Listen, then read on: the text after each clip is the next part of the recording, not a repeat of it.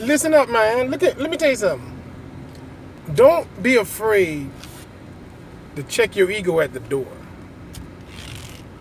Don't be afraid to accept the advice of somebody who's simply, you know, making sure your slip ain't showing, making sure your collar's buttoned, making sure your tie is straight, and in essence, making sure that you're coming correct. Especially if you're the type of person that goes around justifying that, yeah, the things that I do, the things that I say, yeah, they're legit. They're 100. They're 100. You know, you tell people off top, yeah, you ain't got to check behind me. All my shit's straight. All my shit 100. Matter of fact, my shit 1,000. You be careful about that. You know, you should always check and then double check before you make such statements, or you are so verbose, because that comes off as a little arrogant, and it comes off a little, you know, like with a lot of bravado, which is fine, but you make sure you cover them corners, because, you know, ain't a whole lot of people that's gonna be willing to help or tell somebody who always got it together that, hey man, you got tissue on the bottom of your shoe. This is a Hugo Boss suit, but it's shit paper on your shoes. That's what I'm saying. You're not listening. You're not listening.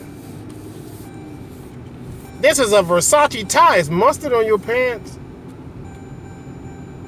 You know what I'm saying? People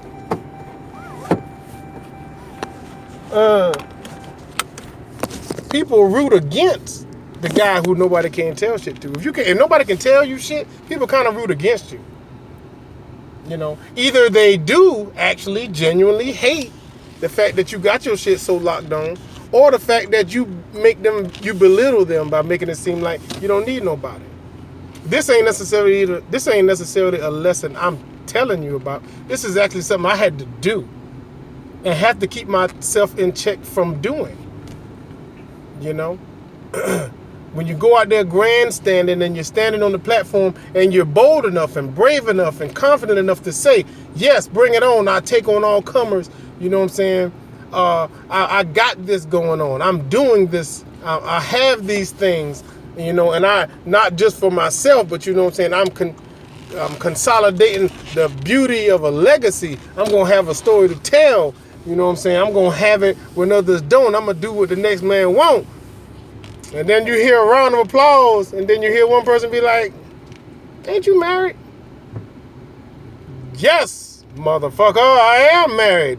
What's your point? You ain't mentioned her. You ain't mentioned your union. You ain't mentioned your relationship, and none of the shit you sitting here bragging the most about. Oh. Your head gotta hang just a tad for the simple mathematics of, I'm pretty sure a lot of what you got going on is based on the fact that you have such a solid foundation, comprised of somebody, possibly even some people. And you get beside yourself and remembering and recollecting the fact that, you know, you leave a household. That's your home. That's your home base. And then you go out into the world. And then you return where? Back to that household, that home, where it all makes sense, where it all matters, where you don't have to be anything other than yourself. Not a good thing to forget.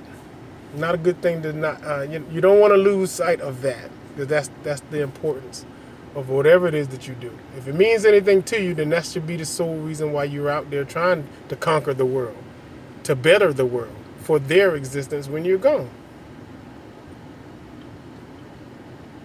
Sometimes we get beside ourselves and we forget that. So here's your reminder.